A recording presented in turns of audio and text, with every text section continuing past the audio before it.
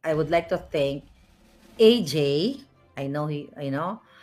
Thank you sa information na ito.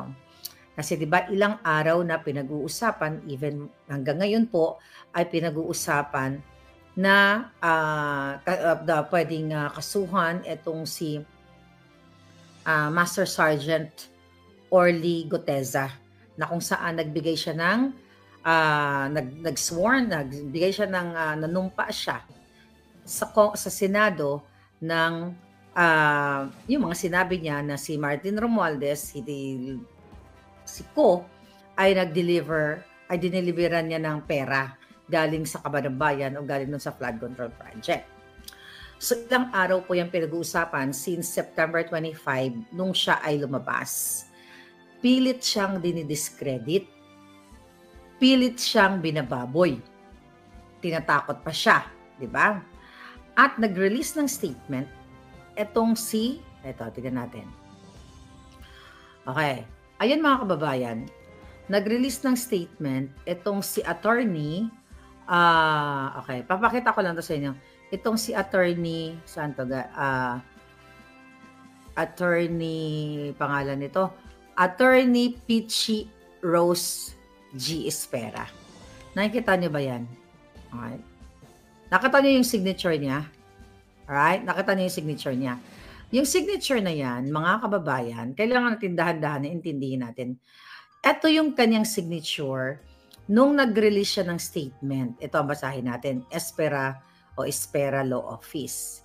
Sabi niya dito, written confirmation within 24 hours from receipt of this letter that the foregoing actions have been taken. Please be advised, wait a minute. Ito ba yan? Ito pala, sorry. Huli na pala yan. Ang sabi ito is Espera Law Office, demand for immediate takedown, correction of an FB post on a falsified document bearing my notarial name and signature. Ayan ang message niya. Dear Sir, Madam, I write in relation to the public publication on your official Facebook page on ABS-CBN News on or about September 25. Which featured a document entitled Sinumpaang Salaysay, signed by Afian Orly Regala Goteza, dated September 24 yung sworn statement, 2025, that was presented during a congressional hearing. Said document bears my name, notarial details, and signature, making it appears if I had notarized the same.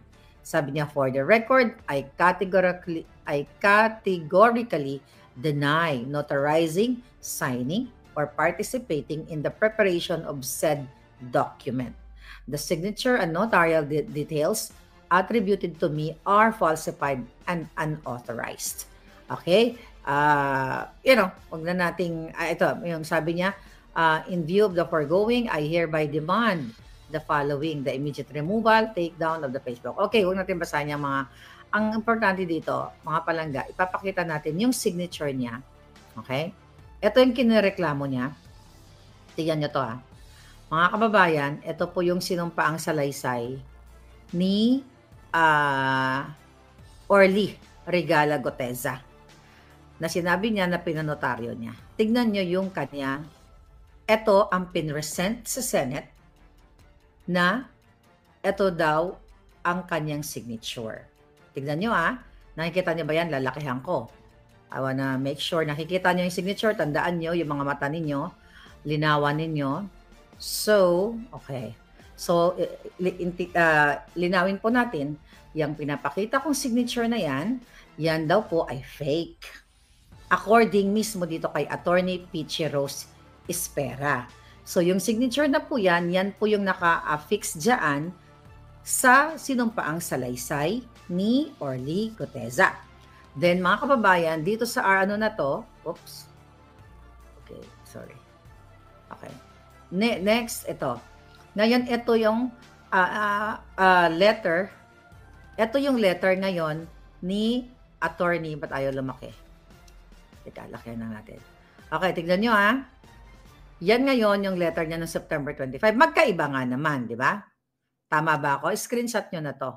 Magkaiba nga naman. Okay? Paano natin malalaman kung nagsasabi ang abogado ng totoo. Okay? Kung siya ba ay binago niya ang kanyang signature. So mga kababayan, naghanap tayo ng mga previously na ninotarize ni Attorney Peachy Espera. Okay. Tandaan nyo nakita nyo na yung picture, yung ano na yan. So tatanggalin muna natin yan. Tatanggalin ko muna yan, mga kababayan. Okay?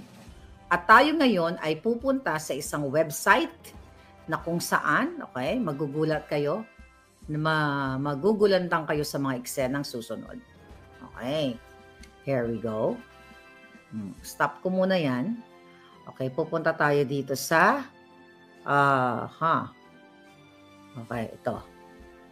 Alright. Pupunta tayo sa Tourism, Infrastructure, and Enterprise. Okay, ano to? Pupunta tayo dito sa Tourism, Infrastructure, and Enterprise Zone Authority. Sino ang familiar dyan sa inyo? At hahanapin natin yung signature ni lawyer kung saan nagnotaryo din siya. Okay, ito na. Okay, hold your breath, darling. Okay, nakikita nyo ba yan? Okay, nakikita nyo yung website na yan.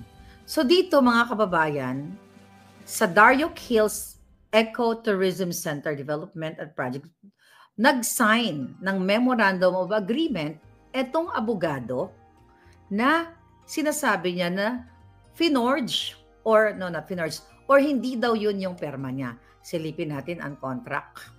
Okay? Contract agreement dated April 28. Okay? Hindi ko na i-discuss yung konteksto nitong contract agreement kasi hindi po yan ang ating topic. Okay? Ang topic natin na nag-sign itong si lawyer. Okay, dadan. Okay, here we go. Okay? Ito na. Now, mga kababayan, yan po. Sabi dito, ito, yung pumirma siya, in testimony whereof, I have hereunto set my hand and affixed my notarial seal on the date that at the place first above written. Ayan po ang perma. Okay? Yan ang perma dyan ni Attorney Rose Espera. Gagamit ako ng cellphone. Ay, hindi nyo nakikita. Oh, sorry pangalangga. Hindi nyo nakikita. Ba't ganyan? Sorry Wait a minute. Oh. Kasi napupunta siya sa ano. Sorry, napupunta siya sa sorry. So dito na lang sa phone mga kababayan. Napupunta pala siya sa ano, so hindi nyo nakikita. Okay, here we go. Dito ko na lang gagawin sa cellphone ko. Okay. Hold your breath. Dakdak ako ng dakdak. Wala pala. Okay. Okay mga, sinend ito sa atin kanina. Okay. So dito sa ano na to, okay. Dito sa website na ito, okay, tieza.gov.ph siya na. So may nag-send sa atin na kung saan pumirma, okay, pumirma ng contract agreement si lawyer. Okay, ito po yung sinasabi ko kanina. Okay, ang pangalan ng lawyer, di ba, na pumirma ay si Attorney Peachy Rose G. Espera. So itong contract agreement na ito mga kababayan ay nasa website ng government website. So tignan ninyo. So meaning, ito, tignan nyo ang kanyang perma. Wait, nandiyan ba? Okay. Tignan nyo po, screenshot nyo. Yan ang perma ni Attorney Peachy Rose. So ang perma niya sa contract, sa, what's this? Ang perma niya dito sa contract agreement dito sa Tieza, okay? Tieza.gov.ph, mga kababayan. Okay, under dito sa Darioc Hills, ito. Wait. Ito yung pinakita ko sa inyo kanina. Okay, dyan po kinuha yan kahit tignan ninyo. Okay? So ngayon, huling-huli na siya, na nagsisinungaling siya, na binago niya yung signature niya. So kung ngayon mag-Google kayo diyan, Google niyan. So pumirma siya po mga palangga, mga kababayan. Yan, the same signature Okay? Tanggalin ko na yan ha. Pinakita ko lang sa inyo para mapuntahan nyo yung website. Para ma-verify ninyo at ma-fact-check nyo ako. So mga kababayan, yaan ang perma niya. Okay, dalawa actually yung agreement na yan. Ngayon pupuntahan ko uli yung perma niya kay Guteza. Okay? Puntahan ko lang uli. Okay? Here. Na sinasabi niyang fake. Mga kababayan, paano naging fake yan? Sabi niya fake daw yan. Mamaya i-post ko po yan sa Facebook natin. Fake daw yan. So meaning, dapat siya yung kasuhan. Siya dapat ang madisbar. Kasi nung nag-release siya ng statement, here, nag-release siya, binago niya yung signature niya. Mga kababayan, yung putang inang lawyer na to, ayan po yung signature na dinidishonor niya, dinidiscredit niya yung kanyang notarial signature. So yan daw ang signature niya. Tapos ito ang pinresent ni Guteza na sinasabi nilang fake. Fake daw. Pero dito sa website ng government website, ito nga, puntahan nyo, i-check nyo. Huling-huli ang putang ina na binago niya yung kanyang signature. Alam nga naman, magkaibang tao ito. Okay, tignan nga natin. So, kailangan siyang I will open both my cellphone para maipakita ko to sa inyo. Paliba, tayo kasi, hindi tayo ganun ka maraming tech. There we go. Okay. Ngayon. Okay. Okay, tignan ko ulit yung agreement ha. Papakita ko ulit sa'yo, tanggalin na natin to. Huling-huli talaga ang gago. So, ayan po yan, no? Tiyaza, ayan, enter ko yung website. Bubuksan natin yung website.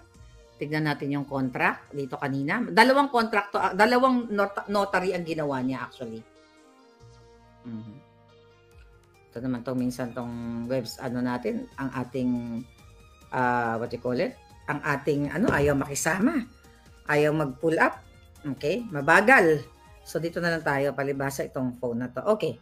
So, ulitin ko po ulit sa kaalaman ng lahat. Ito pong kanyang signature, ayan Attorney Peachy Rose. Tignan natin kung magkapareho para ma-verify natin kung isang tao ito. So, ang kanyang notarial commission number is number 2024-166. Tama ba to? Ito ba yung number? Dahil lang. Number 2024. Tignan mo yung number. Number 2024-166. Okay? Tignan ko, yan. Again, yan po yung perma niya sa Tieza na nag-notary din siya. Then titignan natin yung kanyang notarial number, kung tama. Okay, tignan natin. 166 ba? Kaso lang burado eh. Okay? Burado kasi yun dito. I hope. Pero isang tao lang to. Ayan yung kay Guteza. Mga kababayan, huli na naman. May nahuli na naman tayong sindikato ngayong araw na ito. Yes, abangan nyo po sa ating Facebook. I-screenshot natin ito. So, naintindihan nyo na nung ang sworn statement ni Guteza ay real. Kasi doon sa mga previews na ninotarize nitong si Peachy, itong lawyer na ito, mga kababayan, si Espera, okay? Yung mga nakaraan niyang ninotaryo ay match dito sa sworn statement ng Guteza. Now, dahil I don't know anong pumasok sa utak niya, sino ang nag-utos sa kanya, whatever. Isasend natin kay Senator Marcoleta. Ngayon, binago niya yung signature niya. You cannot do that. Siya dapat ang madisbar. Siya dapat ang Siya dapat ang makulong. Kasi may parusa yan. Maliban sa disbar, perjury, I don't know kung ano pang pwedeng ikaso dyan, mga kababayan. So ngayon, binabaliktad nila na itong si Colonel, si Master Sergeant. Si Master Sergeant Orly Guteza pa ngayon ang nagsisinungaling at pumeke nitong dokumento na ito. So bingo na naman sila, huling-huli na naman ang Jutang Gina. So nananawagan ako sa ating mga palangga sa mainstream media, i-headline nyo na ito. dahil ipopost natin after my vlog dyan sa ating Facebook page. Diba? So nakita nyo kung gaano ka walang hiya. Kung kung hindi talaga gumawa ng our own research, kung walang mga taong nagmamalasakit sa atin, thank you, AJ.